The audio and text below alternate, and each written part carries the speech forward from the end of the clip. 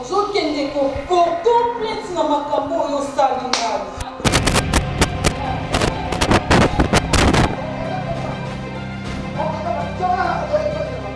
eloko nde oyeli awa oyo azalaka mabasi na soni.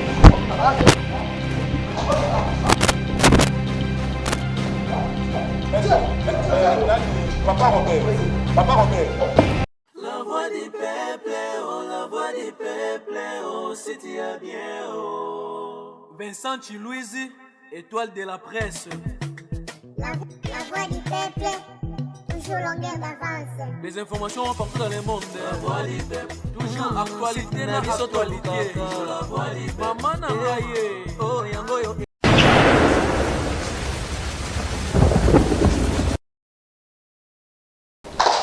Heureux, chers amis téléspectateurs, de vous avoir nombreux devant vos postes téléviseurs à travers le monde pour suivre votre émission Vérité en face.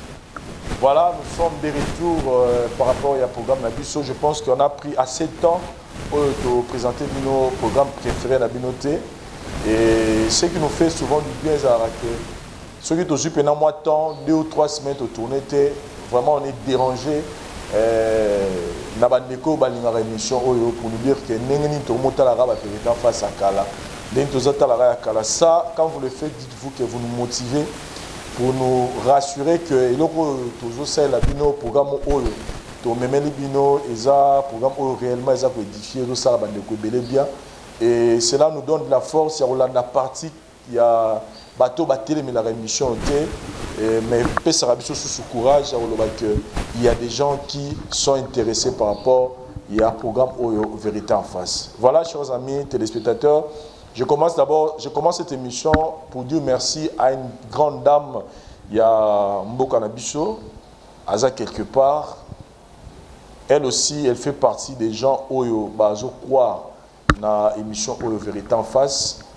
Nous avons reçu son témoignage à Ibisinga Lobby Vincent. Yeba que émission na wana makambe belé et les cas on a échangé vie nanga. Makambe belé bo sala wana makambe susu na changé façon ko sala à cause de émission na bino. Et aujourd'hui caméra oyo talanga la nit oyo, eza caméra oyo a offrir biso pour nous dire merci na programme oyo bo sala.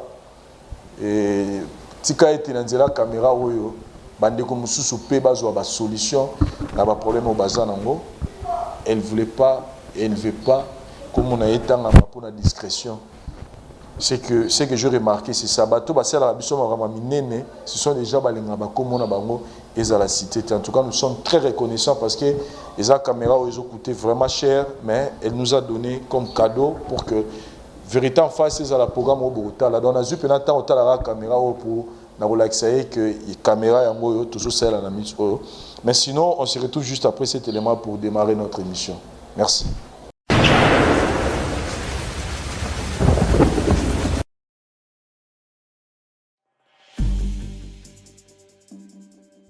C'est vrai que la classe est la différence, mais cette fois-ci, la classe en chair et en os à votre disposition. Et c'est là à travers le Flat Hotel Tenazia. Le Flat Hotel Tenazia met à votre disposition des appartements équipés de chambres et suites avec un confort moderne. Une salle de fête moderne pour toutes sortes de manifestations, anniversaires, fêtes de mariage, réunions et autres. Pour ceux qui adorent la restauration, il y a un restaurant VIP à votre disposition. Un nightclub pour les amoureux de l'ambiance responsable. Un service traiteur de renom. Et pour ceux qui adorent rouler en sécurité et en luxure, le Flat Hotel Tenazia met pour vous une location des véhicules des marques. Le Flat Hotel Tenazia se situe dans la commune de Lingwala sur l'avenue Kalembelembe numéro 256 à 2 minutes de l'avenue Libération ex 24 novembre. Pour tout contact, appelez au plus 243 82 094 89 17. Plus 243 982 70 58. Le Flat Hotel Tenazia, la classe, la sécurité, l'assurance en chair et en os.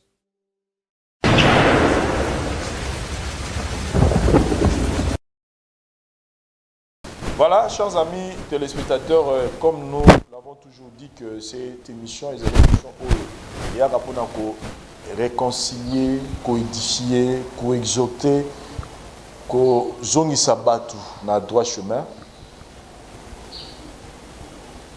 Le mal est le koyo et memara mutuna nzela ya mabe et ko détruire karayo. Quand nous faisons le mal, il y a déjà qui ont emprunté des chemins à destruction à vie. Mais quand on fait le bien, dites-toi qu'ils ont emprunté chemin, il y a bonheur, il y a vie. Donc, chers amis téléspectateurs, nous devons faire très attention. Et j'ai aimé un passage à Négomo Natalaki, à Lobby. Aujourd'hui, nous sommes prêts à prier. On prend 2 ou 3 heures du temps.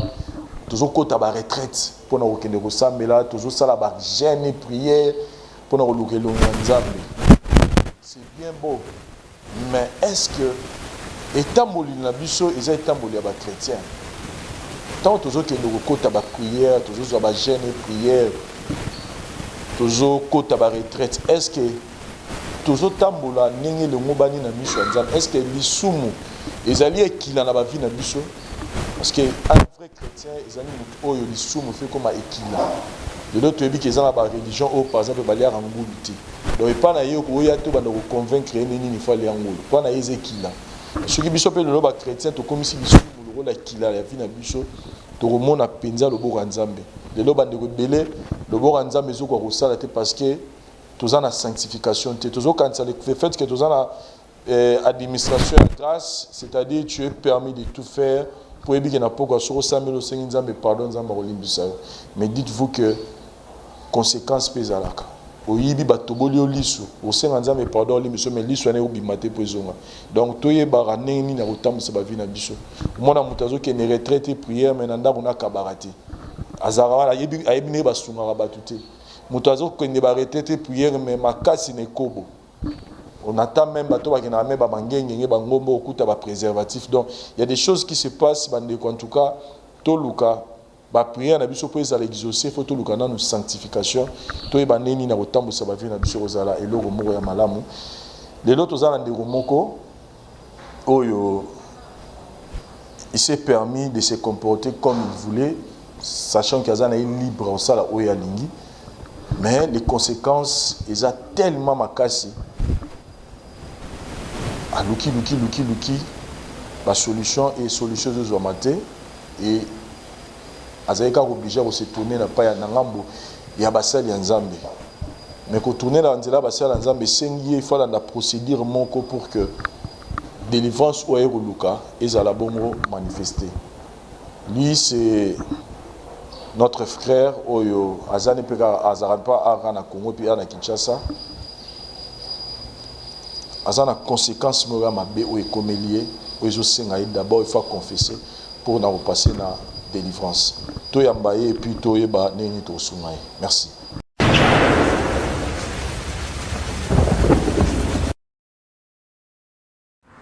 Bienvenue à Kinshasa. Pour toutes vos vacances à Kinshasa, il y a un seul endroit idéal, calme, discret et propre. Auberge Magana Center. Auberge Magana Center sur l'avenue Opala 87 dans la commune de Kassavubu. Des appartements meublés et climatisés. Des cuisines équipées vous permettent de passer des agréables séjours. L'eau et l'électricité sont assurées. En réserve d'eau et de l'énergie solaire. Un parking de 3 places pour vos véhicules est à votre disposition. Auberge Magana Center. Auberge Magana Center. Pour vous, passez des agréables moments, des agréables séjours à l'auberge Magana Center. Auberge Magana Center. Appartement, il y a bien meublé, bien climatisé. Mou pépé, loko la kaka na bundes. Venez et découvrez l'auberge Magana Center. Au Kominakin, il n'y a pas d'électricité, pas de problème. Et pas nabiso, na auberge Magana Center, solution assurée de l'énergie solaire. Maïezate kobangate, na auberge Magana Center, solution ezali. Bandeko, bino bato bovandi na France, Allemagne, Suisse, Belgique, Hollande, Londres et partout dans le monde. Dès que vous commis à Kinshasa, il n'y a qu'une seule adresse. Boya, beau vivre. Adresse Moko Kaka, Moko. Sur l'avenue Opala 87. Na commune ya Kasavubu. Ya boye bazui wapi. L'auberge Magana Center. Ba séjour na kakaka.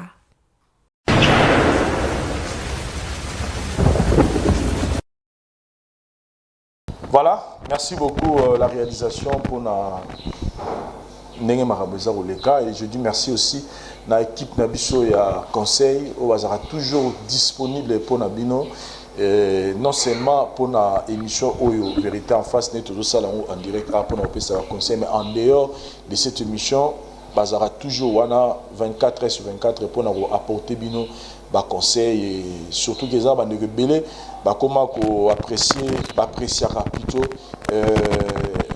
côté à pasteur bienvenue, parce que à part que la pasteur a aidé bandeko na côté tali justice étant maître avocat, il y a trop de dossiers au besoin lango, et je sais vraiment avocat Zanawana, je pense que il est là pour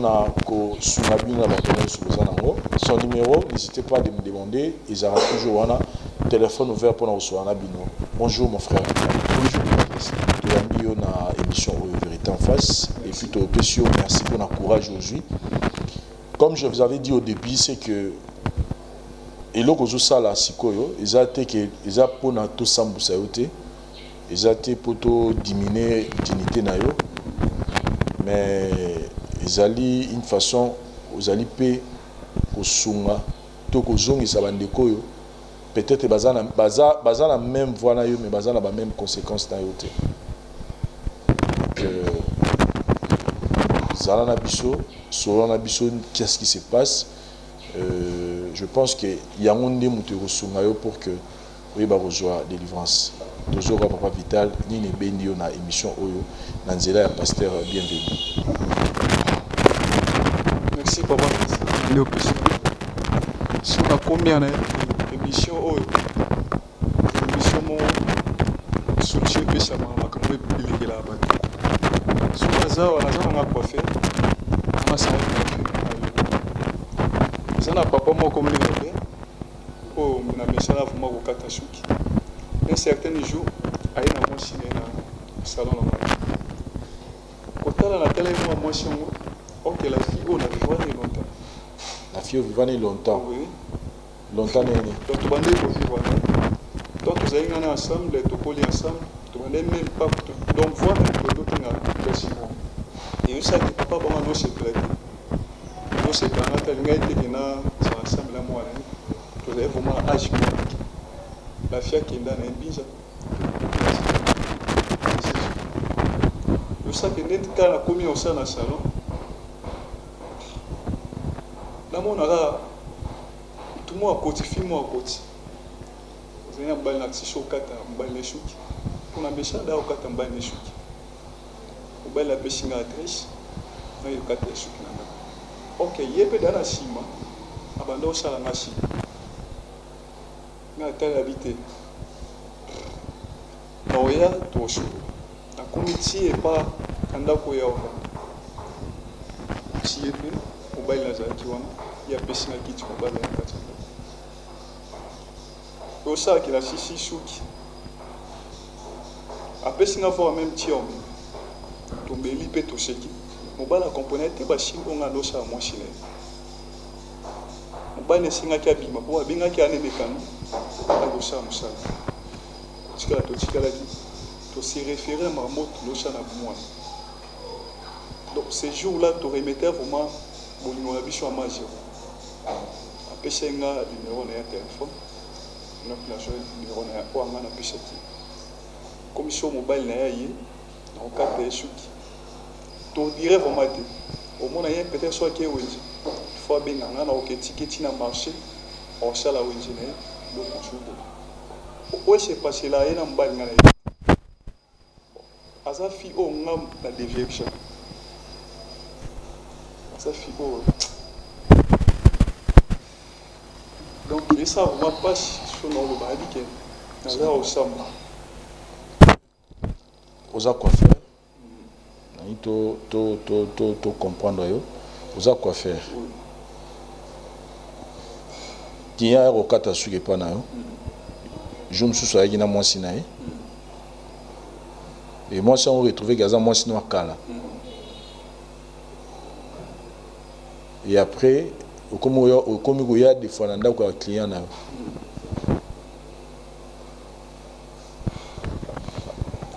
mais moi si à bala déjà na baza déjà na client mais moi si on yom to bimi au déverger ni lobby et bozong ça bolingo na contexte ni et là on ni sala que bozong ça bolingo na moi si ya bato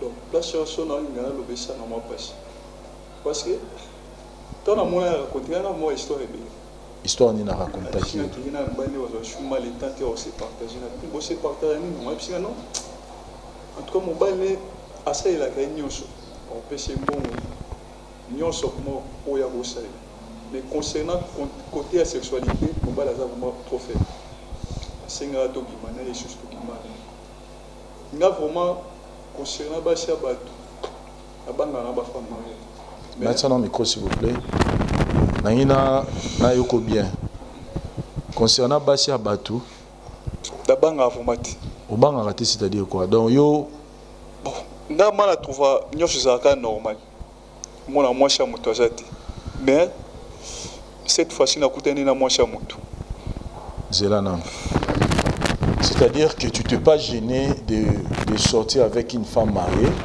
pas seulement parce que yo moto dévergeaye pas seulement parce que mobile ne na mbeto akura ko satisfaire yete mais parce que yo banga robimana basi ya batute donc tu veux nous dire qu'à part la fille en question obima pe na ba femme mariée mususu.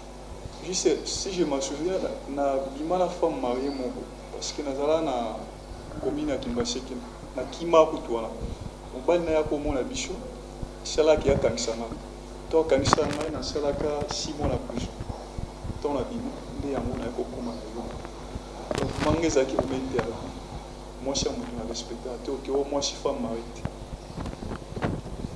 donc conséquence elle bosse côté que prison ya mibale sikoyo oyo okutana na mwasi mususu ya mais wana siko cette fois-ci mwasi na bo mwana c'est ça yo mto déverger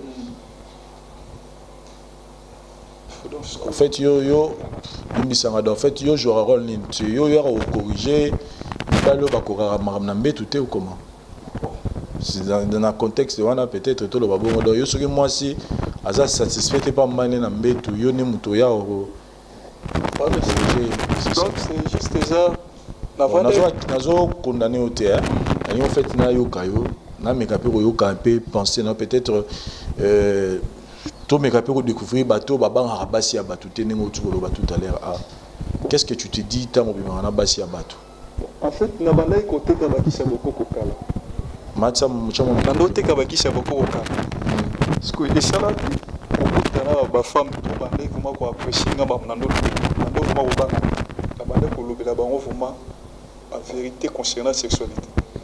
Donc, depuis comment considérer que nous sommes basi na ngai. Respect vraiment ça qui shooter envers bon. Des sikoyo okutana mwasi ya yo ya kala. Ndene okutana femme autonovione ka. Koti na bobima na bino ozongela ko satisfaire ninga no. Donc tozobima ça fait au moins déjà 3 mois de tout ça ya et là on est sikoyo sali ko ya a. Donc de l'eau sali depuis dans la femme moi donc on sentir premièrement na kenda ki na kisha boko ba traiter ngai ba pesi ba te karango déjà ni lobby na kenda te manga pe na ndote ka ona tika na ngala kuma quoi faire ami na nga moi c'est nga ba kishi la meli donc quoi qui porte le bon bien ça ne voit voir même qui n'a pas la cherche comme ils vont m'accommoder. Mais non, mais la bakisi, il y a un niveau parce qu'on a le canet. Dès la méca qui connaissait conscience nana, il y a pas papa spirituel là. Dès la méca qui expliquer à Cambo na sala. Oh ya zaro ignoré. Et puis singate, oyo, ils ont un portail monté ngo passion. C'est sûr que moi je suis on a été chose qui est utilisée pas mbalé. Parce que le pasteur a dit qu'il y a un mobile, c'est dit manière au Sénégal, pardon. Et on a vendu un habité. On a vendu un bon ouf. On a vendu un bon ouf.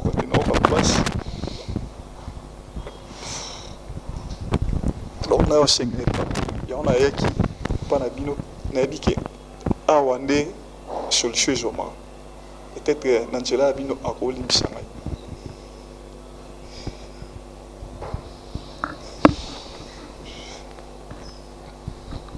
Vérité en face.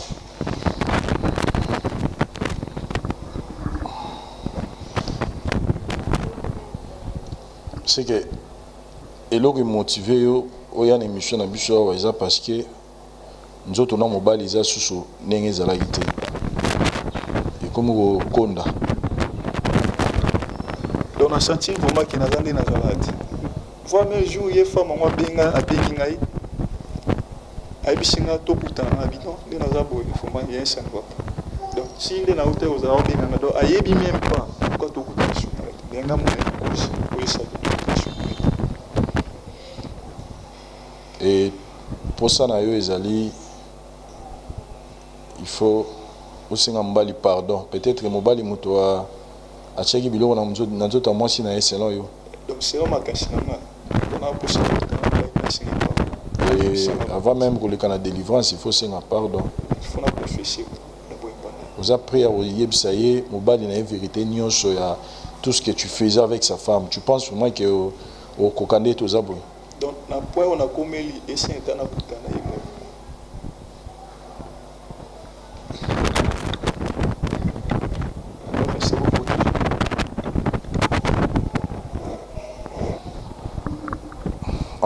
On se retrouve juste après cet élément. Merci.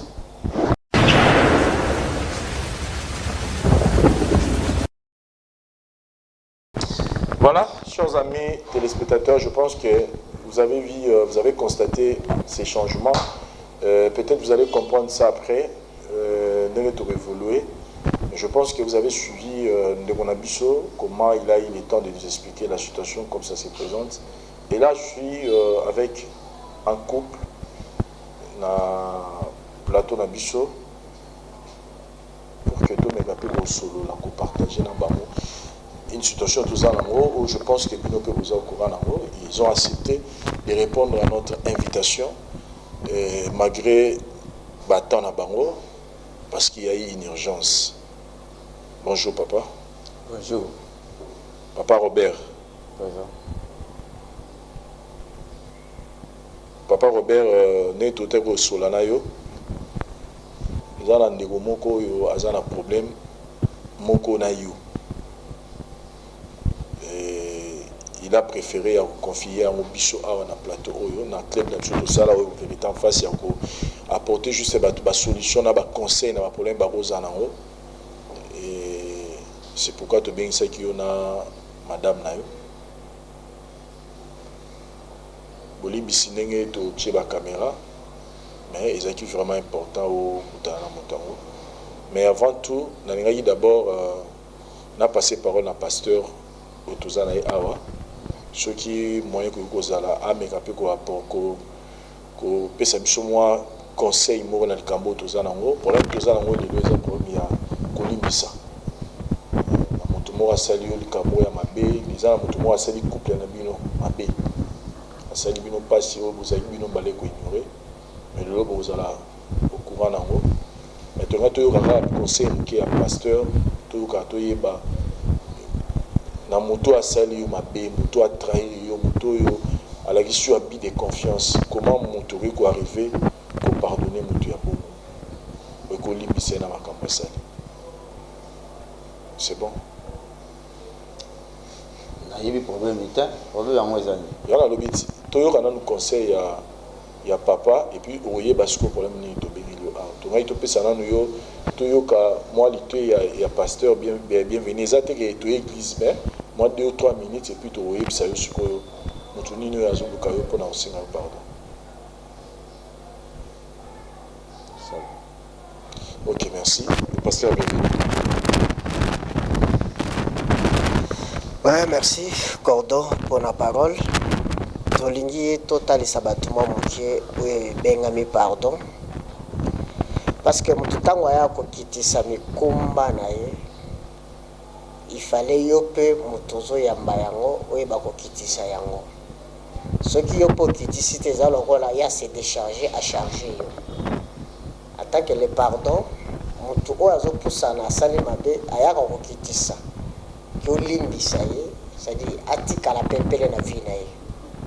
Nous avons une confusion esalamaka mingi na bato oyo basali bango mabe tokangamaka motema makasi tozalaka vraiment soudé que non mutu oyo acte oyo aposinga na kolimbisa ete ngai vraiment kozala mutu te liboso na ngai atukana na posa ya koyoka ete ebele bazala na tendance wana ya koagir bongo me yebake ntango ozosala yango wi eza malamu parce que eza likambo ya pasi eza likambo bakotrahir yo bakoloba mabe bakokobloke bakosala boye sala lokola ovivaki oyebaki yango te me mutu wana aye kose décharge toi aussi tu te décharge ozongisile mikumba na ye parce que pardon Bible ezobenga yango ezalaka puissance moko eliberaka mutu même yo mutu basali mabe même pas mutu asali mabe bino nyonso bozosenga délivrance c'est-à-dire bozo décharger na kati na mitema na bino mpona koyeba kokitisa oyo ezali lokola kilo evandaki na kati na motema. Alors ezalaka nango facilité sans le Saint-Esprit eza difficile mutu apardonner. Pouvoir ya Saint-Esprit nde esalaka ekoti kati ya mutu adégage yango. Ezala bato mususu basalama na vie na ye considération ezalaka lisusu te. Il faut conséquence moko boye eya akozala kendaka na église akosala nyonso akokosala akozala muyembe akozala mutu moko aservaka nzambe mais mabe moko asalaka trouva yango normal ata boteye ndenge nini mutu abongo achangeaka te nzambe apermetaka mabe wana ekomela ye mpo arécupere mutu wana akota na principe ya bunzambe. Alors ce qui nous a permettre mutu conséquence ete ya ye yo mutu basali mabe tika pe conséquence wana eza lokola leçon au tirer par rapport pe na vie na yo. C'est ça pardon et pas mutu moko azosenga pardon et pas no eza leçon au tirer par rapport na likambo moko esalami quelque part. En tout cas bandeko nanga ezala bino bozolanda biso ezala batu mususu ba vivant na likambo moko soko le tiaka kaka mal à l'aise. Musa koko se poser question pour na lika passer assemblée il y a des problèmes et des problèmes. Problème aux Nzambe, oui, mais aux mutu. C'est commencer d'abord, Bible Zolobaki. Quand tu te sens que vous avez un problème, même au raisonner, en tant que vous avez offrande de l'église, tikala no kotia offrande de l'église, zonge pa ya mutu wana, osenge pardon, si mando eno na liboza na yo, oyo kotikala ngo pa ina nzambe. Eli koloba nini? Même tant que vous kende na église, tu te sens que kati na oza na problème moko songolo zo tungisa yo. Oza na charge moko boy. Ce n'est pas bon d'aller toujours à l'église, chercher d'abord à résoudre cette situation, na mutu oza na un problème. Tant que vous résoudre yango à ce moment-là, même vous pousse à ne pas nzambe faut à la pépelle.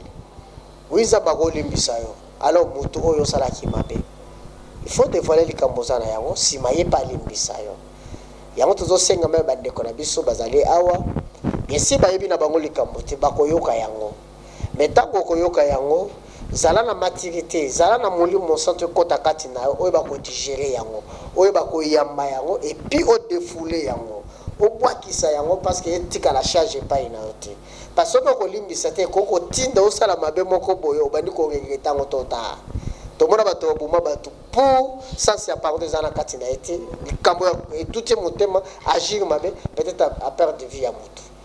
C'est ce qu'on demande aujourd'hui que les konabiso bozala kimia boyoka o soki ndeko wana ko lubanini bo digérer yango bozwa isika ya malamu ya ko limbisa ye nzambe pe akolimbisa bino. Merci.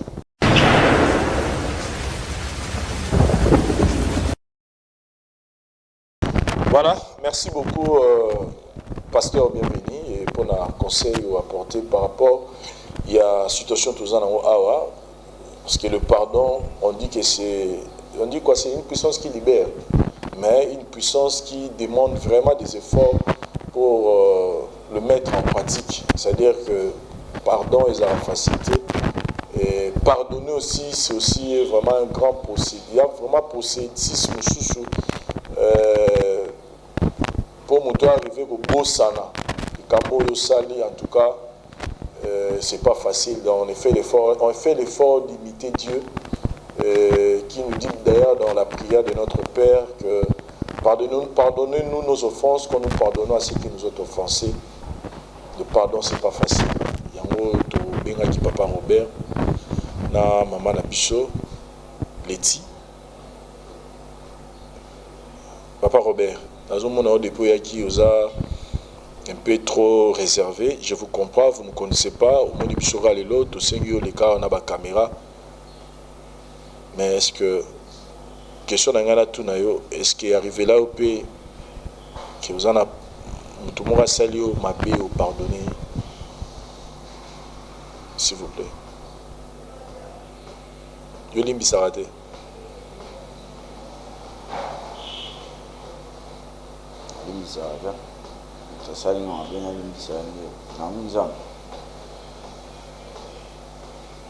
Mais en fait, il peut arriver là, on a vu que au salon Moutoumoro Mabé, s'il vous plaît papa, ça les machines retourne mon micro pour m'embaucher le bas. Ok, voilà, merci. Mais il peut arriver là, il peut au salipé maman Mabé, parce qu'on est humain. Vous allez rappeler pardon à maman. C'est-à-dire, si on a rappelé pardon dans le cambo pour ça, il m'a bé. Si on a parlé de.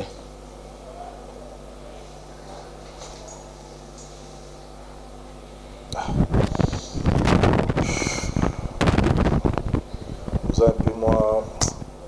Gros sur ma bichotte, papa. Vous avez un peu de s'arrêter, aussi on a pardon.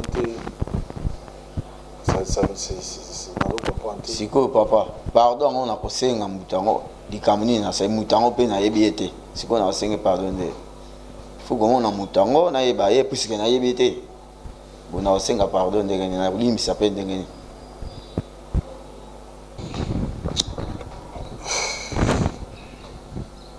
Bon, en fait biso de la tour le bas tout ça a besoin de pardon mais le dit que tu as totalement raison de dire que et là, on n'y va pas pardonner encore, tu ne sais pas quelle décision il faut prendre.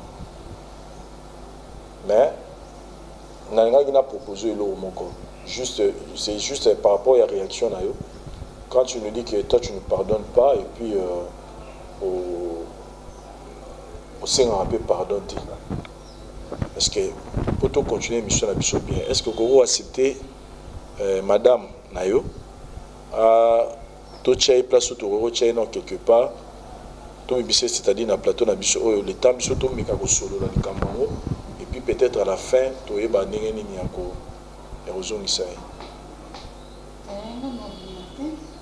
non kokina tobengisi biso awa toka makambo oyo bobengeli biso sikonga na bima ya yokango fo biso mibale toyoka po explication na ye ekoki kozala na comprendre yango te mais songa moko na yoki na comprendre na obima te fo biso mibale toyoka makambo te eza kaka po toluka te makambo ekende bien fo biso mibale olobi moto azosenga biso mibale pardon asali biso mabe sikoya oyoka ngo na yoka ngo te ndeni fo biso mibale toyoka tomoni makambo susu bino basi na biso tozala mwa différent na te papa fo asenga biso mibale pardon nga mobali na nga limbisi ye nga mpe na limbisi ye siko soki alimbisi ye nga na limbisi ye te c'est que et pas ensemble pas limbisa mti po na posa bo limbisi po vine ezala bien siko mobali na nga limbisi ye nga na limbisi ye te ezala bien te fo biso mibale tozala te matin papa c'est-à-dire avant kende ozala no courant ya te papa nga fo na yoka ngo aza mobali na nga aza mobali na ngai fo nayoka nyonso ya ye na mutu oyo asali mabe nayeba mabe wana eza pa na nga mpe eza pa na aza nde tomoni aza moto akanda makasi te nga moko nayebi mobali na nga nayebi ndenge na komaîtrise que ce soit dans la kanda, bino beaucoup maîtriser, on te menga non maîtriser par exemple balanga. Je pense qu'il faut Zalara dans le plateau. Papa Robert, s'il vous plaît, qu'ils font la porte, alors font la porte.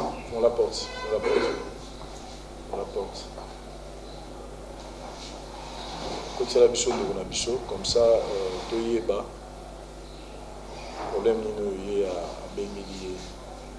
s'agit de Vital Oboye. Firo, yonde ntosangisi biso awa kotoka makambo oyo. Eza yonde. De Vital, yonde. Yonde bakamera po bavanda bafilme biso toyoka makambo oyo koloba. Firo, olingi oluka na vi na biso eza nini? Na couple na ngo oluka nini papa? Firo, Vita, nayebisi yo nga nazoki koporte o plainte. Nazokende koporte o plainte mpo na moni oza meneur de trouble ya bolingo na ngai. Oza meneur de trouble ya libala na ngai, oza aposa libala na ngai kufa. Nayebisi yo olingi oluka osangisela na bamama mikolo na batata mikolo boye viro. Na problème nini? Oh, on a sali yo papa. Obenga na mobali na ngai esiko na bakamera baya bamona biso. So bapara na nga bamoni nga baoki buzoba oyo. S'il vous plaît. Oyebi nga bien. Oyebi mobali na nga bien yoka na ndako. Soki ezalaki na problème oyaki na ndako te mpo ani mpo torange yango. Fo benga batata mikolo boye na bakamera bafilme biso balekisa biso na TV.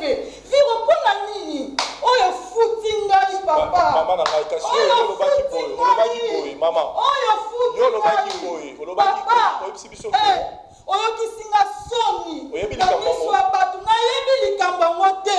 Kasi oyo yaninga asalini elongi yaninga asala yoka kasi otolobi yo motongai nakoyoka te nga nazokende koporte plainte ya polisi ezoya tokosilisa yango na la polisi tokosilisa yango na boyi réputation na ngai beba bato bamona ngai na bamona ngai ata nayebi likambo te nayebi likambo te akosala boye te ayebi mpa na biso ayaka aliaka so mobali na ngai aza te atindaka ye ayotikela ngai biloko ayotikela ngai mbongo siko akosala bilo ya boye pwani eyebi te onde eza boye mutu nyonso akomona yango asambwisi vi na ngai mpona koteya bato biso tolekisaka o likambo na télévision pa mpona kosambusa papa wana concerne nga ta bomi ngai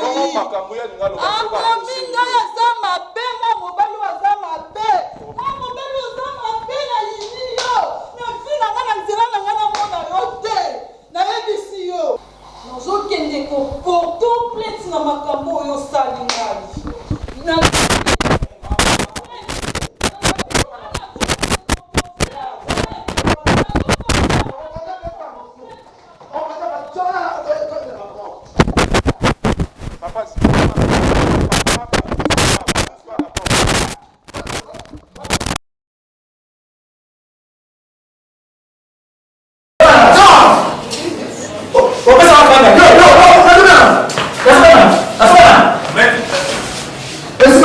s'il vous plaît.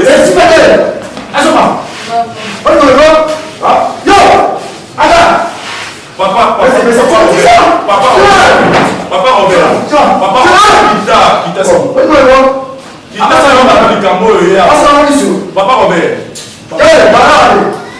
S'il vous plaît.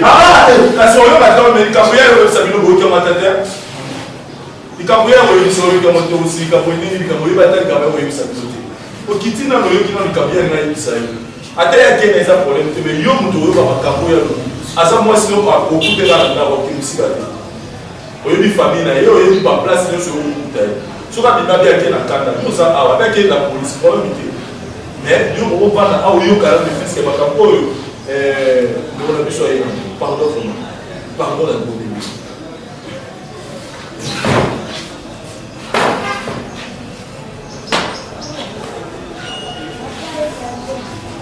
chers amis téléspectateurs, c'est juste après cette élément de Merci.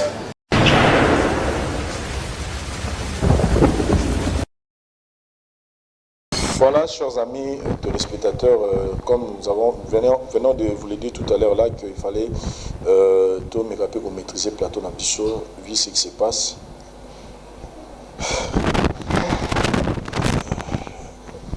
Papa Robert,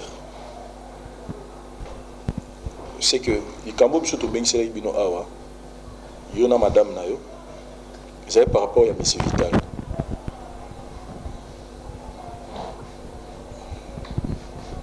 Je ne sais pas comment commencer, mais est-ce que vous allez reconnaître M. Vital?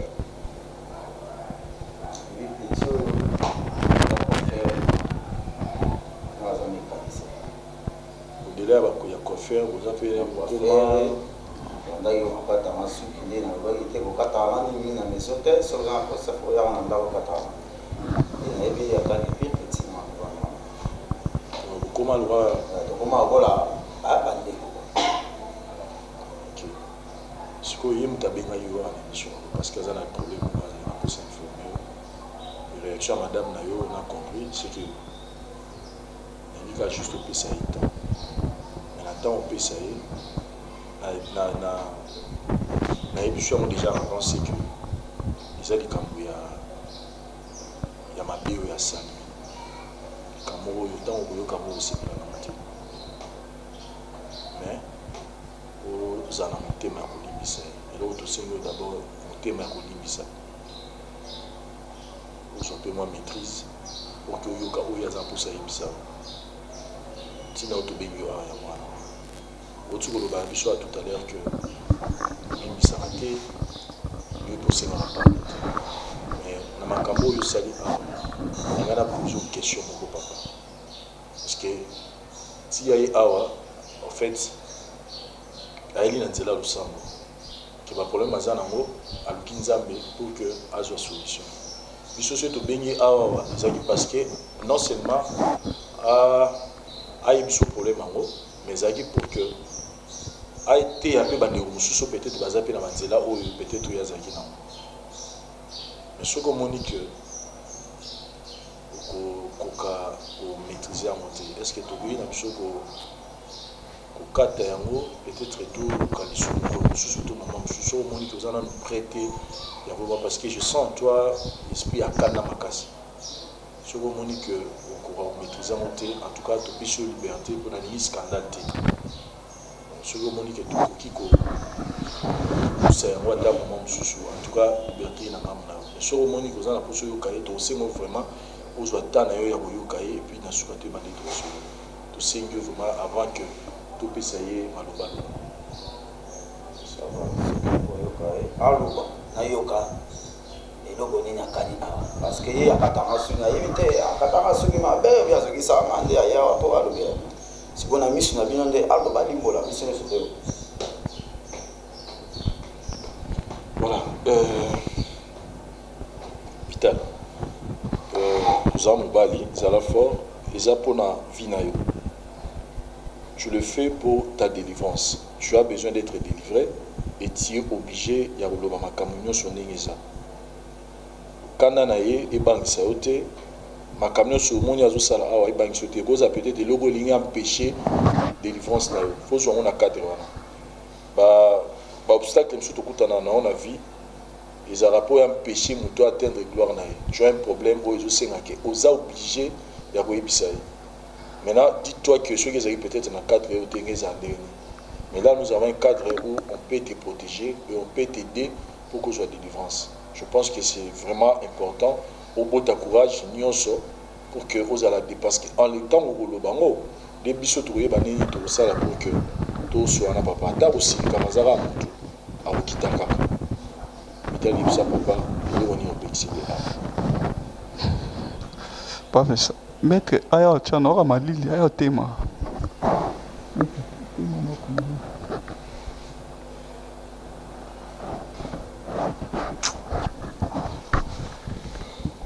Vital, tu n'as pas de choix mon frère. Tu n'as pas de choix. Il y a une autre chose. Si on va y condamner, c'est que on arriver à rien. Il faut lui dire la vérité.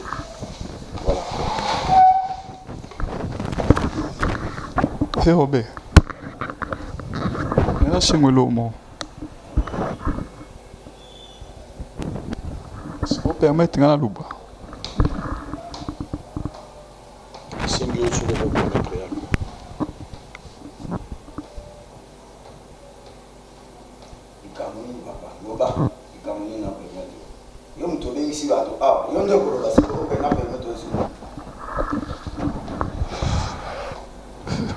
Fait na okufa. So limbisinga te na okufa.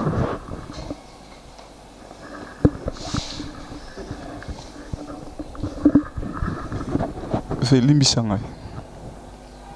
Na biki.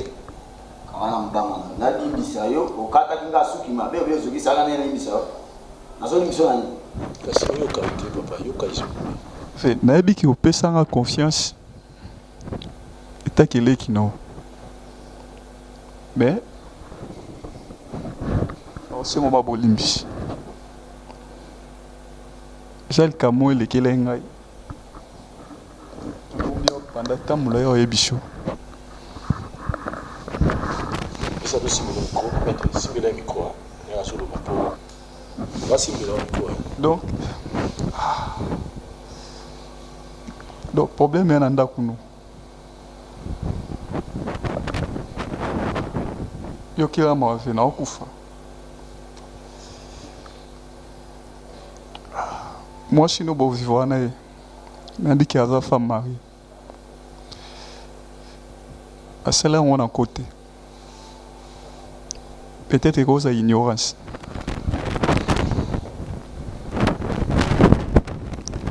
Aoucho na ye awa na bengisaki yo. Teke po bo mangai. Mais c'est juste na ego simo bolimbis. Nabi que vous supportez bien au limbisa kaka. Pendant le temps yo zala na musala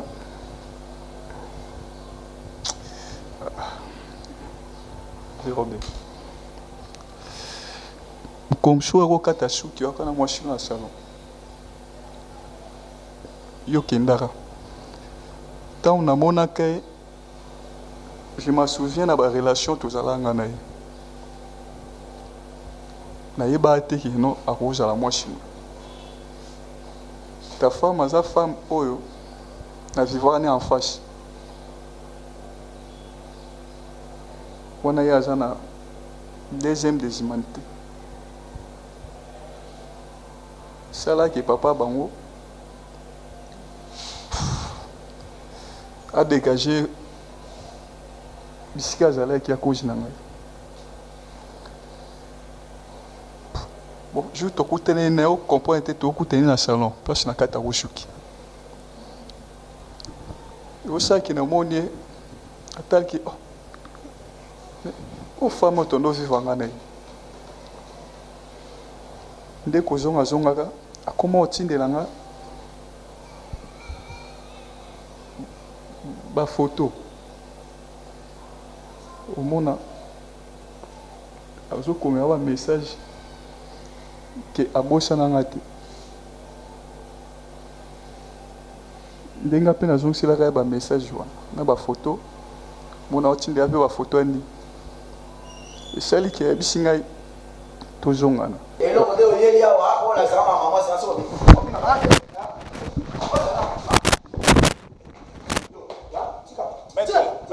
Nani, Papa Robert. Papa Robert. Papa Robert. Par rapport à ton local. Yo, moi moi moi. Tika. Papa Robert. Papa Robert ça qui dit. Alors, makambo là nous tout qui est le routier papa. Yo, quand na makasi ba. Hein?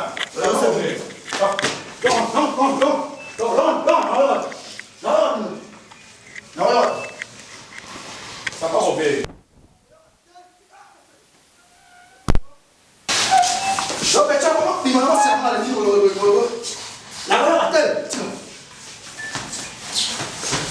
Papa Robert, vous faites ce que vous avez sur la live, plus grave que Oyozo Yokawana, s'il vous plaît. Qui t'a dit, papa, là, pour le moment, biso. Je vais te dire, quand tu as une caméra, s'il vous plaît.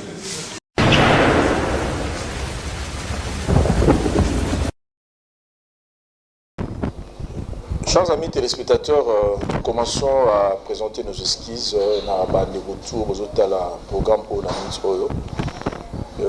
Comme j'ai souvent l'habitude de le dire, que les alliés espace autour a été pour ouvrir un spectacle. Tumba, Kosoa, Nametoya, juste pour apporter des solutions, pour aider les gens. Mais comprenez que chacun de nous a la façon de réaliser ça.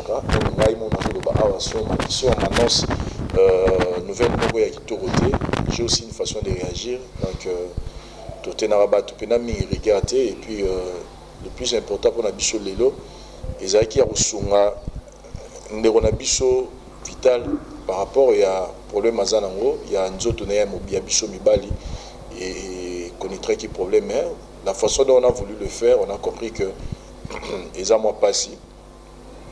Et pendant que Bitumbo j'étais même surpris, il y a au moins Vital Assabimaki qui a accueilli même sans qu'on avertir Bisso, mais on sait comment lui atteindre, place à Rosala. Et vu la tension, ils ont un plateau na Bisso, tension est tellement makasi. C'est pourquoi on s'est dit, vous allez mieux peut-être à le soutenir. Pour que Bisso peut-être tous va charge wana ya koyebisa papa Robert et le roni to bengisaki awa papa Robert to sengi au bolimbisi parce que tout le monde y a combien oza mutu ya kanda makasi et on vous comprend parce que il s'agit de votre femme oyo azo tourner na quoi faire na yo si on peut le dire. C'est que papa Robert bêtise ouane salama na sima mokongo e baraté, c'est que ta femme tourne avec ton coiffeur o ya vandayi awa. Mais sinon coiffeur na yo alobi que baza bato ba yeba na ine kala za mwasi na ya kala ayeko découvrir ba kabwana kala mais ayeko découvrir yetan ba komina yo.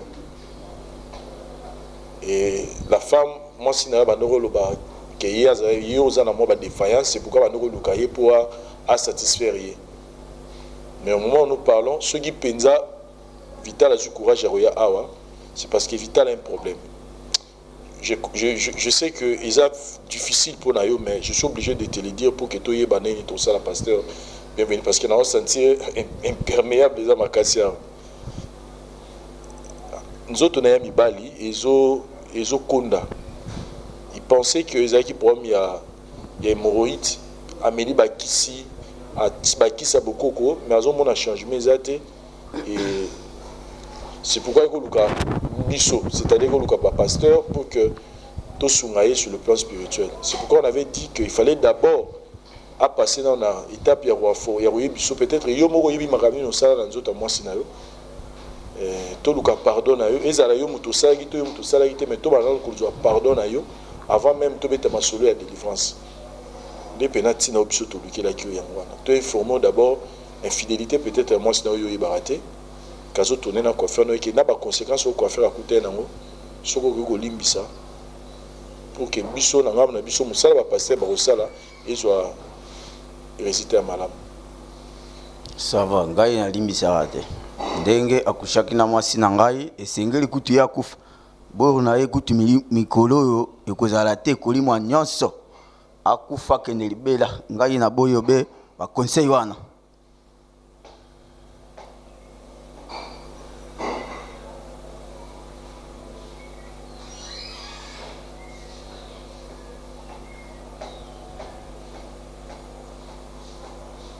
Je pense que question de tout nana no yo muto sala osala makambo sala na zota mwasi na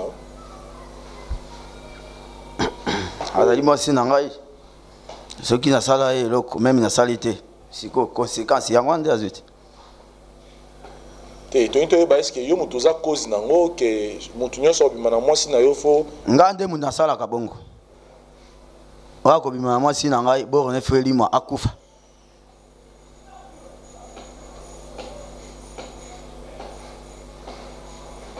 Vous avez pas courant en relation avec vous. Vous avez lelo. Ayoki anga lelo. Au suspectable bangote.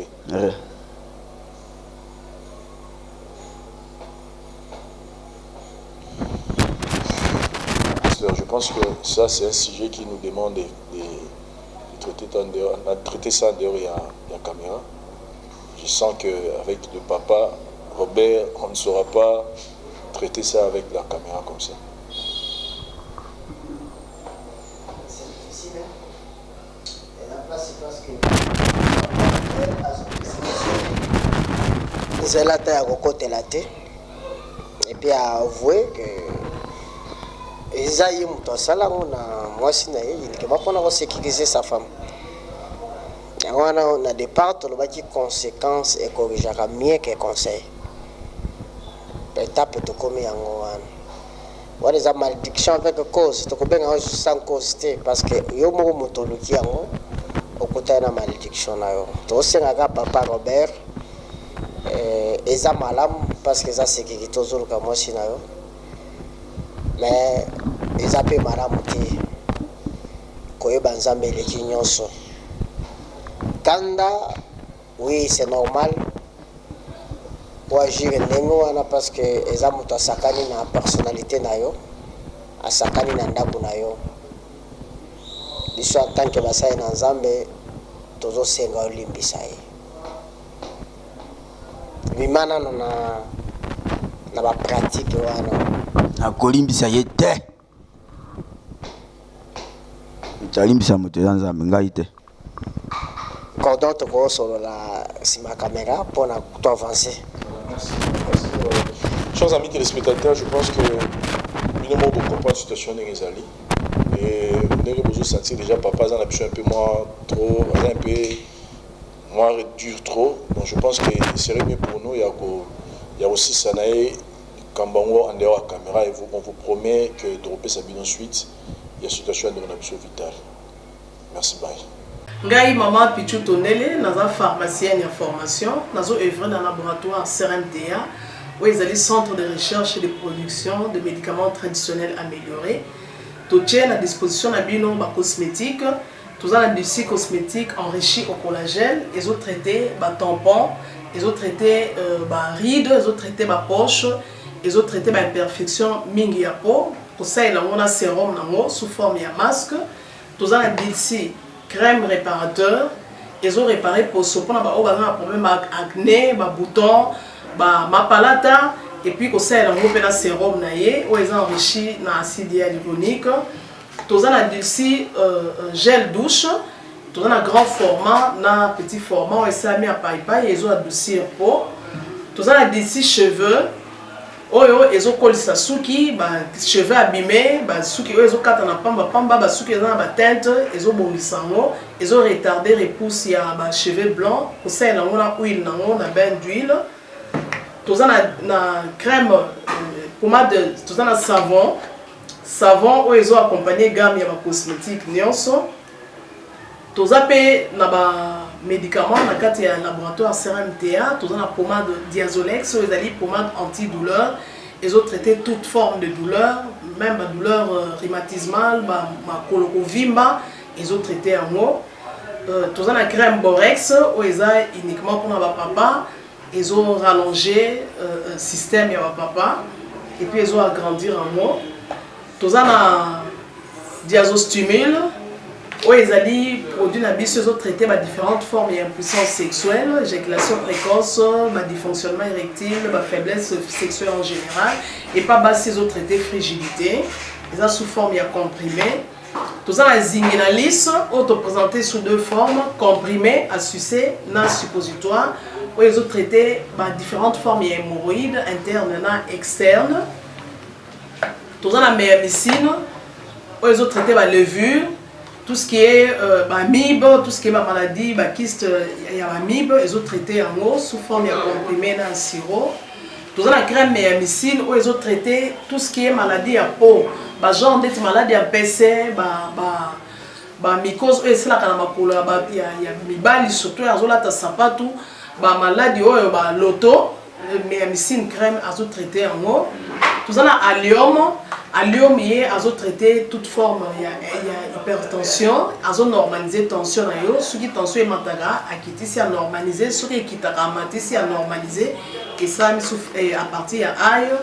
Tout ça, la menga, ils ont produit mon anti-anémique, bateau bazara connaissera problème et anémie, quelle que soit l'origine nango menga azo remonter bango eza tonifiant pe ezo pesa makasi énergie na nzoto wana eza gamme ya ba produits CRMTA laboratoire où eza ko travailler essentiellement dans ba phytomédicaments dans ba plantes médicinales donc nyonso tozo produit au bomoni liboso na bino esami à partir ya ba nzete ya mboka na biso Congo à part ba kisi oyo na siko tangela bino tozala ba maladi musu auto traitera pe auto sala to benga ba préparation personnalisée ndeti na ka ba myome par exemple to c'est une préparation mon corps pour et permettre de réduire dimension à myome pour et faciliter au bota to na kisi o epesa pe bato bazolo ko bota voilà to traitera en couple et ba contact na biso na Kinshasa eza plus 243 81 83 13 322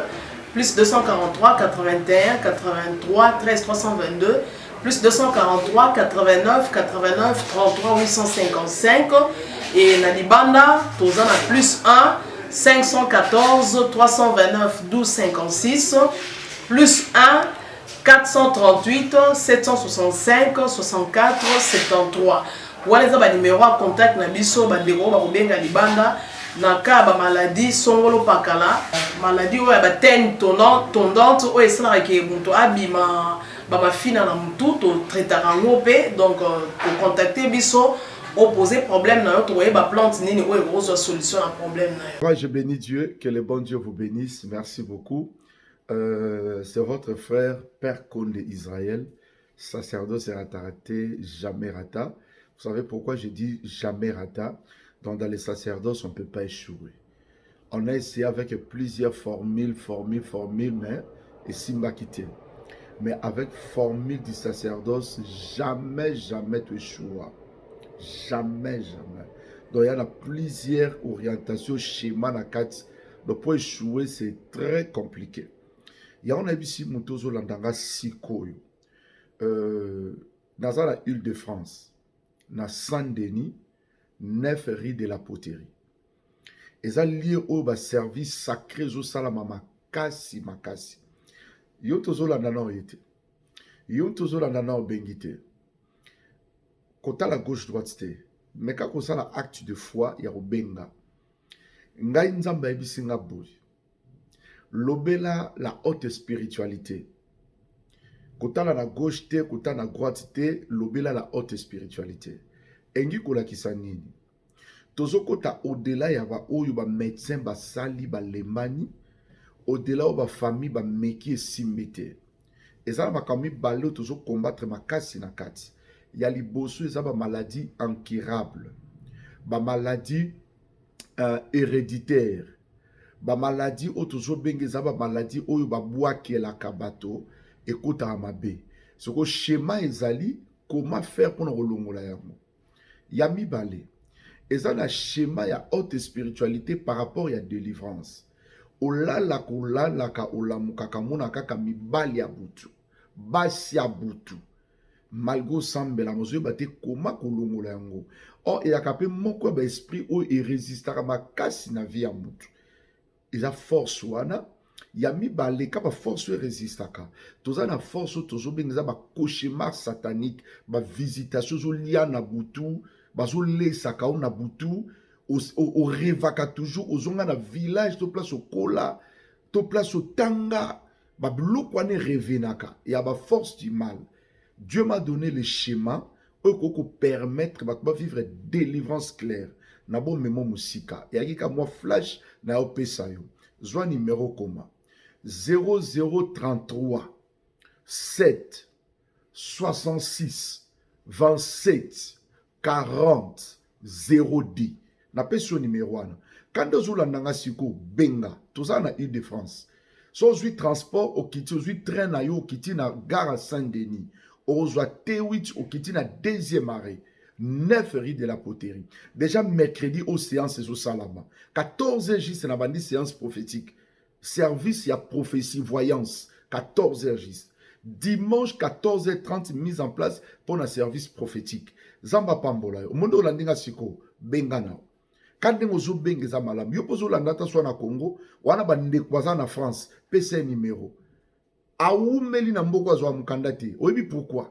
parce que balingi stabilité nezala bien te zwa numéro PCL loba per konda bibenga yana eloko moko esalama tika nzamba pambola bino nzamba visiter bino bisika nyonso bozali merci beaucoup et merci mon attaché Vincent Chilouzi nzamba pambolo na mwasi na yo musalo bozo sala tellement makasi jamais rata merci.